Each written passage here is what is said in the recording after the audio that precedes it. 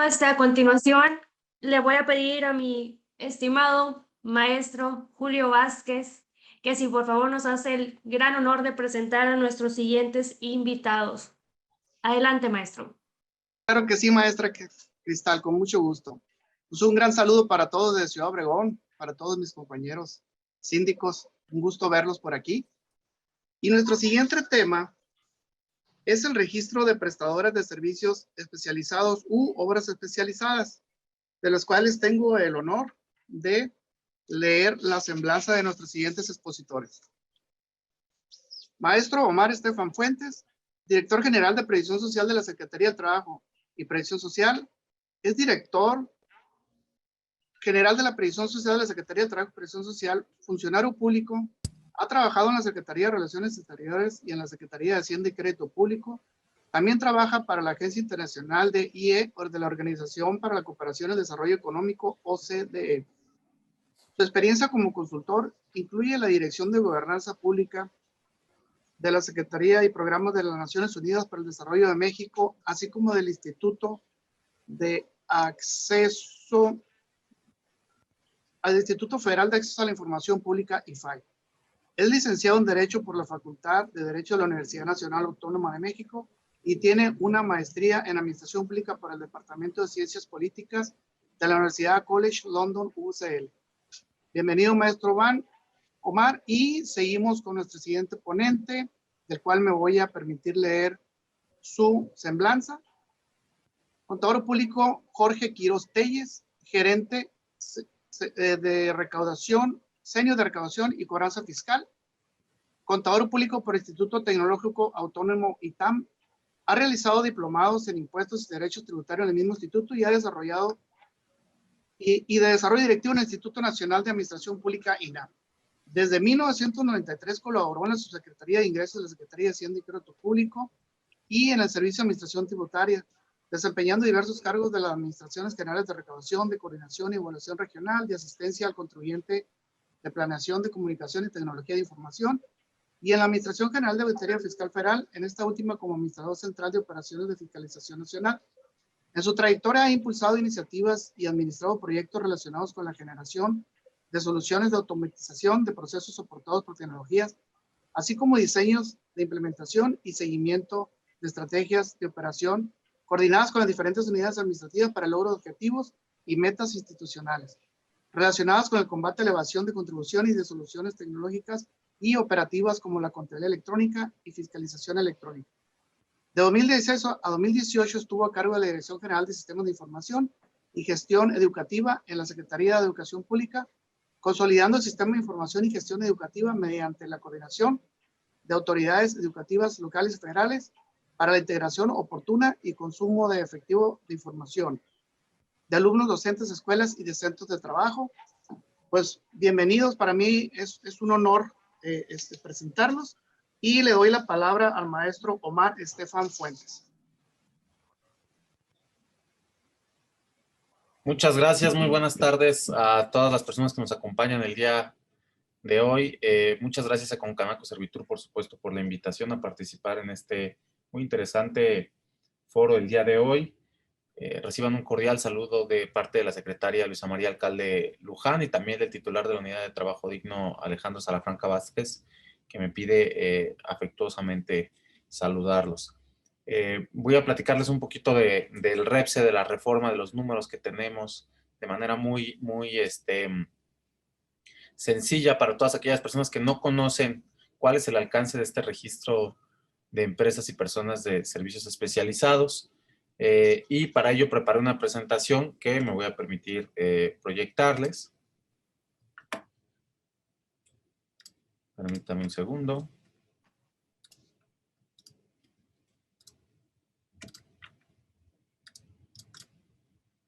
Que espero que por ahí la puedan ver bien. No sé si me confirman si se ve bien la pantalla. Perfecto. Muchas gracias.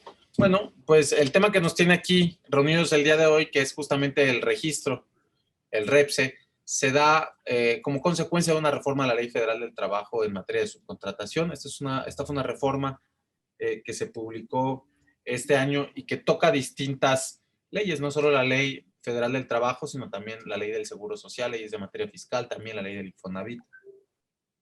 Y ello ocasionó una serie de cambios, digamos, en el marco normativo y de obligaciones nuevas también para las personas y los centros de trabajo de todo el país. Esta reforma fue publicada el 23 de abril del 2001 y establece 5 puntos. En primer lugar, la prohibición categórica de la subcontratación de personal. Permite exclusivamente la subcontratación de servicios y obras especializadas. Otorga un plazo a las empresas contratantes hasta el 1 de septiembre para transmitir el personal que tenían subcontratado a sus plantillas. Ese plazo ya feneció. Y también establece la obligación para que las empresas que prestan servicios u obras especializadas sí se registraran ante el REPSE. Y ese plazo también feneció el pasado 1 de septiembre. ¿Cuáles son los puntos básicos de esta reforma? Porque muchas veces nos preguntan cuáles son estos puntos básicos, de qué base tuviéramos que resumirla en 7 puntos, ¿no? En primer lugar, la prohibición de subcontratar personal. ¿Sí? Esto es, no puedo yo subcontratar a una prestadora de personal que lo único que haga es ponerme personal a disposición. Eso está prohibido. En segundo lugar, se permite la subcontratación de servicios y obras especializadas que no forman parte del objeto social. ¿Sí? Y aquí es, por supuesto, caso por caso. Una empresa que se dedica a la fabricación de neumáticos no puede contratar personal que esté en su línea de producción de neumáticos, ¿no? Pues quizá podrá subcontratar el servicio de comedores o el servicio de seguridad privada, ¿no? Porque no forman parte de su objeto social. Pero además, las empresas de subcontratación especializada, ¿sí?, tienen la obligación de registrarse ante la Secretaría del Trabajo previa acreditación de su especialidad y el cumplimiento de sus obligaciones fiscales y de seguridad social. Además, las empresas que reciban los servicios especializados deberán responder frente a los trabajadores en caso de incumplimiento de manera solidaria. Para evitar simulación, también se homologaron los criterios del Código Fiscal, la Ley del Impuesto sobre la Renta y la Ley del IVA con la Ley Federal del Trabajo. Esto es porque anteriormente no solo se ponía a disposición el personal, sí, se subcontrataba el personal, sino además, pues por supuesto era deducible de impuestos, o sea, deducía mi nómina, pues.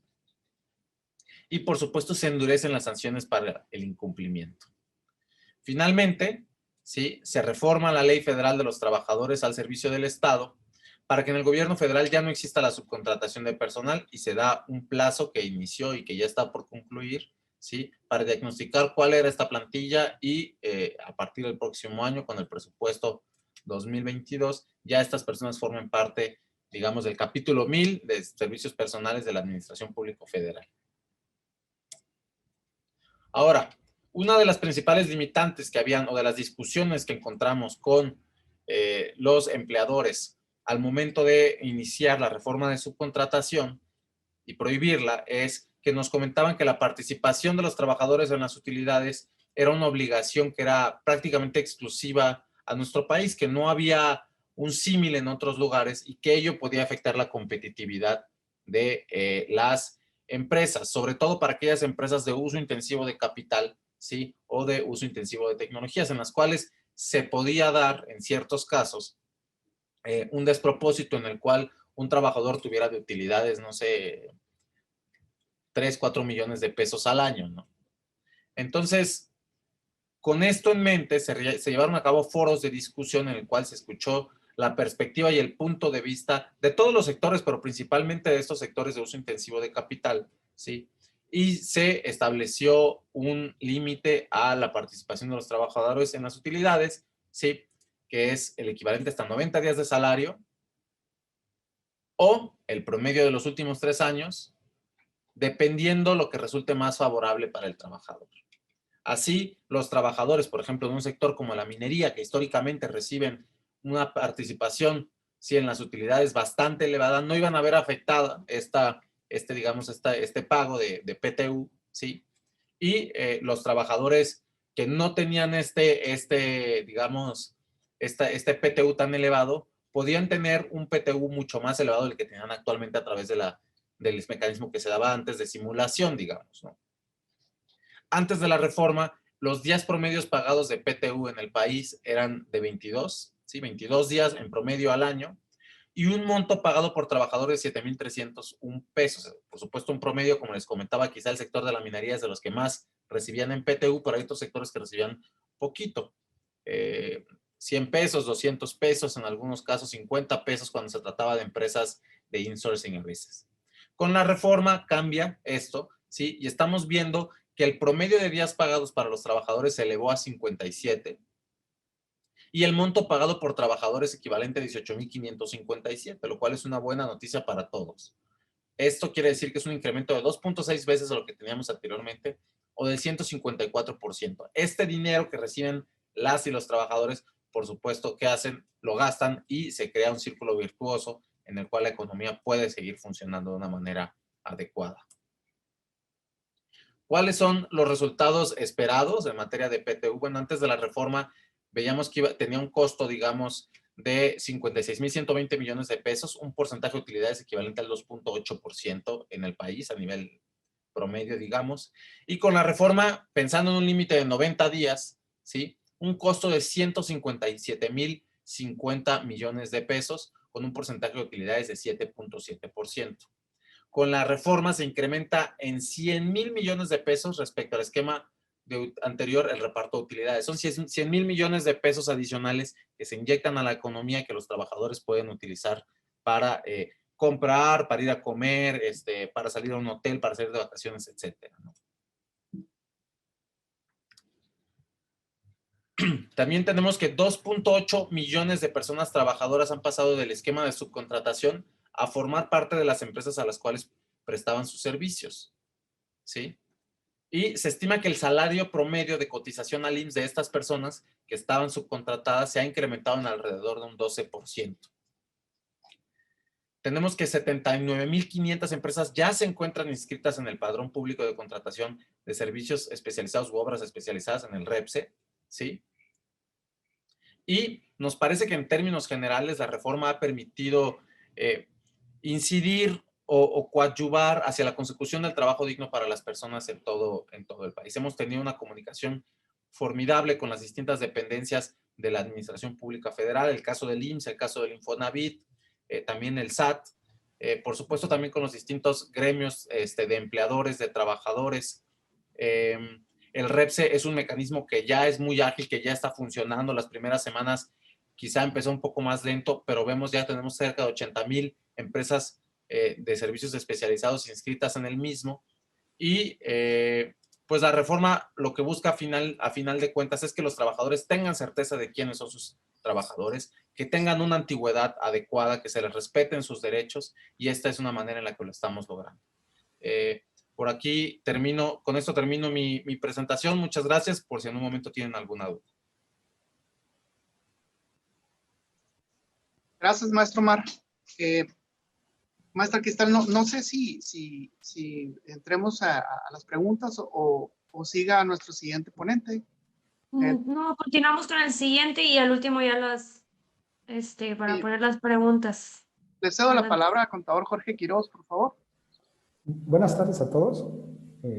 Antes que nada, agradecer la invitación y pues también ofrecer una disculpa de parte del licenciado Luis Enrique Marín, nuestro coordinador general de recaudación fiscal en el instituto. Tuvo que atender otro evento imprevisto y bueno, eso da la oportunidad y con mucho gusto de que pueda aquí acompañarlos. En relación con el tema de REPSE y siguiendo un poco la exposición que veíamos por parte del maestro Omar, pues simplemente no habría mucho más que sumar. Creo que en el caso reconocer un relacionamiento muy intenso que se tenía en relación con las dependencias desde antes, digamos, de la reforma. Ya es un trabajo que veníamos realizando desde el año pasado con la Secretaría del Trabajo, el IMSS, el SAT, la Secretaría de Hacienda. Y bueno, toda esa dinámica de trabajo asociada a estos procesos de vigilancia de la subcontratación y de las condiciones laborales, bueno, nos permitieron atender de una manera muy rápida la implementación de la reforma, ¿no? Creo que uno de los principios que deben de cubrir aquí es tratar de que estos procesos de cambio pues tengan el menor impacto para las empresas, en este caso para los patrones que estaban en esta condición. Y bueno, se implementaron ahí mecanismos técnicos interesantes en tiempo muy breve para poder facilitar la operación de este proceso y que a través de un solo frente, digamos, de que fue la Secretaría con la operación del REPSE, pues pudiéramos desde el resto de las dependencias atender pues los requisitos que se plantearon en la propia reforma y en los lineamientos del REPSE en cuanto a verificar la condición de cumplimiento de las obligaciones de los patrones que solicitan este registro. Es ahí importante precisar que efectivamente, como comentaba el maestro Omar, pues al principio pudieron haber estado un poco complejas las cosas o los tiempos. Esto se fue desahogando de una manera creo que muy satisfactoria. Compartir que en el caso del instituto pues hubo un cambio importante en el término de cómo se valoraban las condiciones de cumplimiento de los patrones. Regularmente la operación del Infonavit se llevaba por registro patronal. De cara a los retos del registro en el REPSE, la respuesta había que darla por RFC, lo cual pues trajo algunas complicaciones, no nada más, digamos, en la parte técnica para el instituto, sino de cara también a los propios patrones, porque eso implicó un reto de regularización bastante importante. En el caso del instituto pues se llevó a cabo una estrategia de atención expedita tratando de reducir los tiempos para las aclaraciones. Hoy la verdad es que de esas cifras que tenemos de 79,000 empresas registradas, nosotros hemos contestado más de 120,000 consultas respecto a la condición de los patrones, 98,000 de ellas positivas. Todavía hay patrones que están en proceso de regularización y hay algunas de esas consultas que hemos realizado o hemos atendido a la Secretaría que seguramente no se han concretado en un registro positivo por algunas otras condiciones documentales, pero bueno, al final de cuentas hoy pues solamente compartir que creo que fue un proceso muy intenso, pero creo que a la fecha podríamos decir que exitoso y que nos ha permitido reforzar nuestra relación institucional con la Secretaría del Trabajo, ¿no? Hacer algún comentario muy particular, digamos, en términos de lo que tiene que ver con la materia específica del instituto.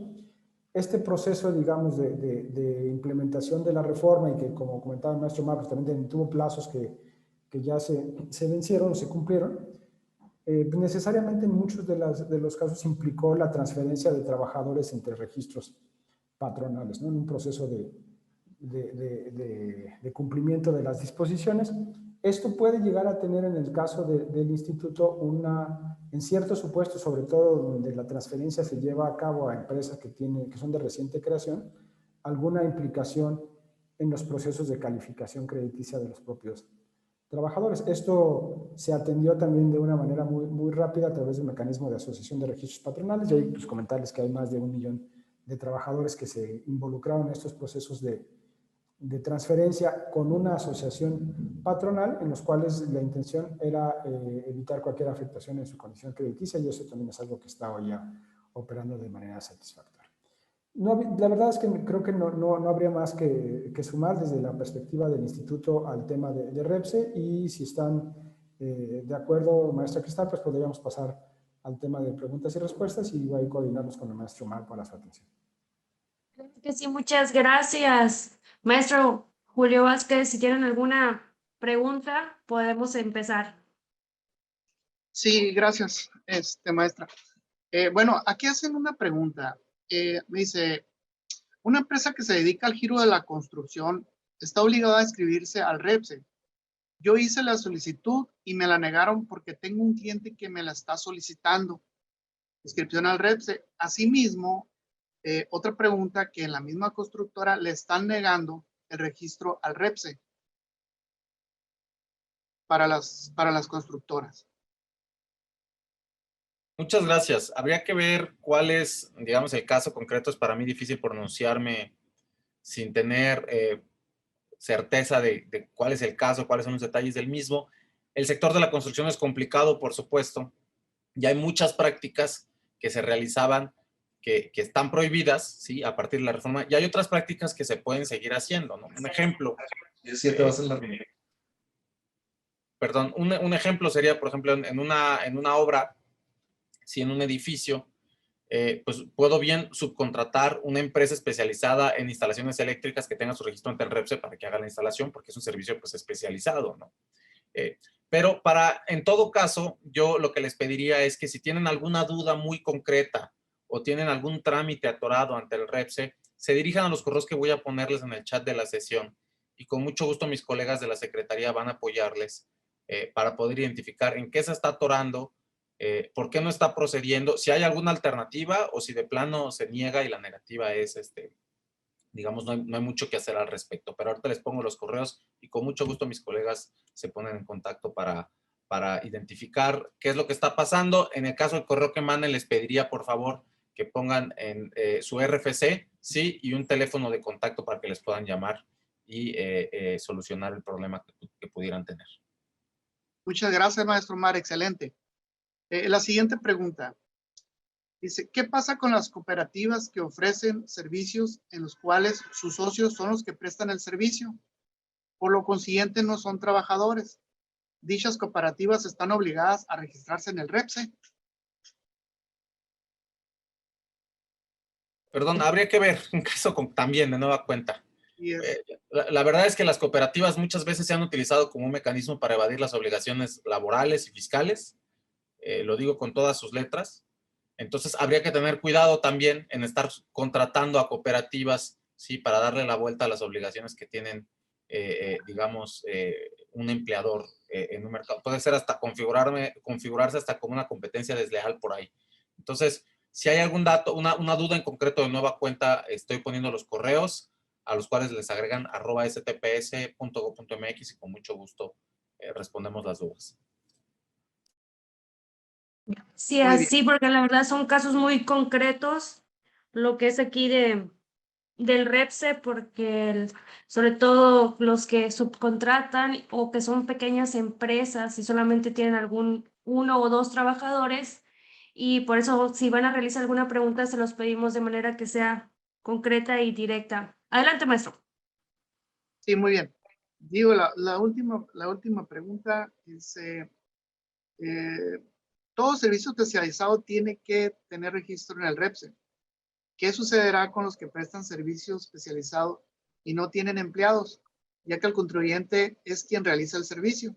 Bueno, pues ahí no le veo problema porque a eso se dedica, no necesita ser especializado. Digo, Bueno, aquí depende un poco, porque pueden haber servicios especializados. Digo, en primer lugar, puede ser un servicio especializado, persona física o moral, y el REPSE permite que personas físicas se registren ante el registro, válgame la redundancia. Entonces, sí puede una persona física configurarse y obtener un registro ante el REPSE, ¿sí? Ahora, otra cosa es sobre si todo servicio especializado tiene que registrar ante el REPSE. Sí, solo si el servicio especializado implica poner a disposición de otro personal. ¿Sí? Si yo tengo un servicio especializado que lo puedo hacer desde mi casa, ¿sí? Si por ejemplo soy un servicio de quizá subcontrato especializado el diseño gráfico de mi empresa y la persona nunca va, lo hace desde su casa, la persona física o moral que estoy subcontratando, pues no tiene por qué estar en el REPSE porque no está poniendo personal a disposición mía. muy bien. Gracias. Aquí nuestro síndica estatal de Chihuahua nos hace una pregunta. Nos dice que si alguien tiene un servicio de fumigación o logística en un estado y una franquicia y lo contratan en un estado en el que no está en otro estado, si ya no es viable contratar a una empresa de fumigación o logística que me ayude en el estado en el que tengo presencia. Está complicado el ejemplo, si lo entendí bien. El modelo de franquicias muchas veces es un contrato, es un tipo de contrato especializado por el cual, por el pago de una contraprestación, si yo puedo utilizar manuales, marcas, etcétera, ¿no? Habría que ver si ese servicio especializado lo da, o normalmente en el marco de ese servicio especializado, más bien, son razones sociales distintas. Yo puedo ser Omar Estefan SASB y tener una franquicia de fumigación, ¿sí? Y en ese caso, Omar Estefan SASB tendría que solicitar su registro ante el REPSE, ¿sí? Entonces, habría que ver el caso en particular, si es así como me lo estoy imaginando, digamos, cada franquiciatario debería tener el REPSE, ¿sí? Para poder prestar sus servicios. Y lo que pregunta es si es viable la alianza comercial. A ver, ahí son dos cosas distintas. Una cosa es la alianza comercial, porque si yo estoy haciendo un contrato, digamos, un contrato de franquicia es un contrato por naturaleza mercantil. En ese caso, no estoy yo subcontratando a, digamos, la Casa Central no está subcontratando a Omar Estefan S.A.D.C.B., sino es una franquicia, es un contrato en el cual jurídicamente le estoy permitiendo, digamos, hacer uso de un nombre, de una marca, de los manuales, etcétera, ¿no? Entonces, en ese caso, la relación entre la central y Omar Estefan S.A.D.C.B. no sería sujeto de registro ante el REPSE, ¿sí? Porque hay un contrato de franquicia de por medio y es muy claro, ¿no? Si entramos en otros detalles que son muchísimo más complejos, igual la situación cambia, ¿no? Pero en el caso particular que acabo de explicar, no sería necesario que el franquiciatario tuviera un REPSE para vincularse con la casa central que le está rentando las marcas, pues. Pero sí lo tendría que sacar para contratarse con terceros. Omar Estefan S.A.D.C.B. para ir a fumigar una fábrica sí tendría que tener su REPSE porque va a poner personal a disposición de esta fábrica y va a estar al interior de la empresa. Bien, Así es. con ese punto, maestro, el hecho de que tengan que poner a disposición dentro de un edificio o de una instalación el personal, una constructora o otra empresa, la empresa que los contrata le va a exigir el REPSE, ¿verdad? Pues sí, evidentemente, porque si no, pues podría caer en un supuesto ahí que ocasionara consecuencias legales no muy afortunadas. Sí, porque esa es una de las que venía implícita en lo que eran las constructoras.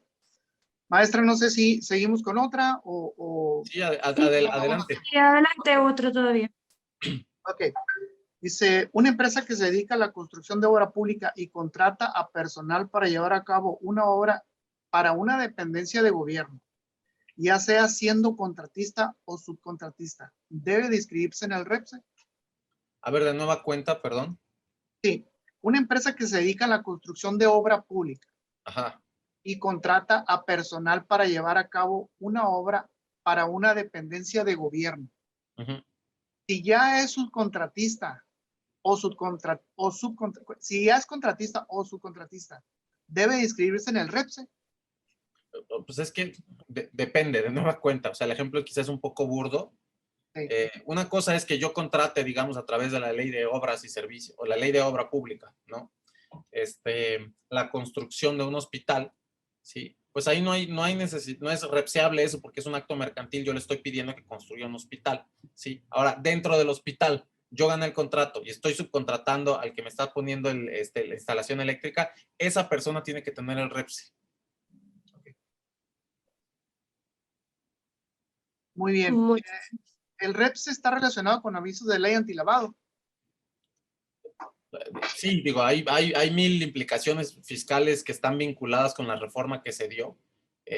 Digo, no, por supuesto no es un camino así directo, pero sí hay alguna vinculación por ahí. Si me permiten, hay una pregunta que veo que brinca mucho y que tradicionalmente nos hacen, que es poner a disposición. ¿Sí? Y muchas veces la teoría o lo que se pensaba en poner a disposición se refiere con la subordinación. Aquí no tiene que ver absolutamente con la subordinación. Poner a disposición es que el personal esté, ¿sí?, trabajando en mi centro de trabajo. Si yo tengo una fábrica y tengo una persona que viene a fumigar, esa persona tiene que tener su REPSE, ¿sí? Es eso, a pesar que yo no le dé instrucciones directamente. No tiene nada que ver con la subordinación. Tiene que ver con que sea, digamos, no puedo subcontratar personas que lleven a cabo actividades iguales a mi objeto social o actividad económica preponderante, ¿sí? Y las que realizan una actividad económica distinta a la mía, que estoy contratando, que lo hacen físicamente en mi centro de trabajo, tienen que tener el REPSE. Muy bien. Aquí hay una pregunta para el contador Jorge Quiroz. Dice, soy una persona física con registro del REPSE. Presenté la declaración del SISUB en Infonavit, pero no me han dado respuesta. Ya hice una consulta y me dijeron que debo volver a enviarla, pero perdería el folio de presentación. ¿Qué me recomienda? Digo, Adelante. Ahí lo que les pediría es que nos compartieran igualmente el caso, los datos particulares para revisar cuál fue la problemática con su tema. Si hay alguna necesidad de complementar la información y ya tenía un folio de presentación, el folio se va a respetar, tanto el folio como la fecha, ¿no? Ahí, en este, digamos, primer proceso de entrega que hubo algunos incidentes, la intención es que esto se tenga... persistan los datos de la fecha y el folio original, ¿no? Si hay que hacer una entrega posterior. Y eso los estamos contactando de manera individual. Aquí en este caso particular, si nos comparten los datos en el chat o por el correo, con mucho gusto los atendemos. Muy bien, Gracias, contador. Según la guía del REPSE, se considera que se proporciona o pone a disposición personal cuando los trabajadores de la primera desempeñen sus labores en las instalaciones de la segunda de manera permanente, indefinida o periódica. ¿Qué podría considerarse periódica? Bueno. Es que entramos a lo mismo, pues, ¿verdad? Pero en términos generales, cualquier trabajo que se realice por una persona, ¿sí?, especializada en las instalaciones de otra, ¿sí?, tiene que tener REPSE. Si esto es una vez cada 6 meses o cada 3 meses, bueno, pues podemos entrar al debate de qué quiere decir periódico, ¿no? Pero si la actividad implica, digamos, que se lleve a cabo esta al interior de otro centro de trabajo, entonces tiene que haber REPSE. Y como comentaba Octavio, hay muchísimos ejemplos que platicábamos quizá de manera un poco más informal en aquella ocasión en la sala de la Secretaría Alcalde. Yo los invitaría a que se sumen a la sesión que les compartió hace un momento Octavio, que va a ser muchísimo más en detalle y que se va a poder entrar en todos estos casos en particular que pudieran haber, ¿no? Nada más repetir que en términos generales que lo que busca la reforma es, se prohíbe la subcontratación y que la puesta a disposición implica justamente eso, que yo desempeñe la actividad en el espacio físico de la persona que me está contratando. No tiene nada que ver con subordinación, no tiene nada que ver con las órdenes que le doy o no a los empleados, a estas personas que están desarrollando las actividades especializadas. Muchas gracias. Bueno, si a continuación nos puede hacer el favor, mi estimado maestro Julio Vázquez, de entregarles un merecido reconocimiento por esta honorífica participación. Con mucho gusto, maestra. Pues de parte de Concanaco, otorgamos el reconocimiento en este Congreso Nacional de Actualización a Reforma Fiscal 2022 al contador público Jorge Quiroz Telles por su participación en el Congreso Nacional Anual de Actualización Reforma Fiscal 2022. Lo firma el ingeniero Héctor Tejeda Chart y el doctor Octavio de la Torre. Muchas gracias, contador Jorge Quiroz Telles. Asimismo, gracias. Reconocimiento, sí, al Congreso Nacional de Actualización Reforma Fiscal 2022 al maestro Omar Estefan Fuentes por su participación. Muchas gracias. Con lo de los correos y que nos atienda, maestro Omar, excelente. Sí, y lo firma el ingeniero Héctor Tejeda Char y doctor Octavio de la Torre. Muchas gracias, maestro.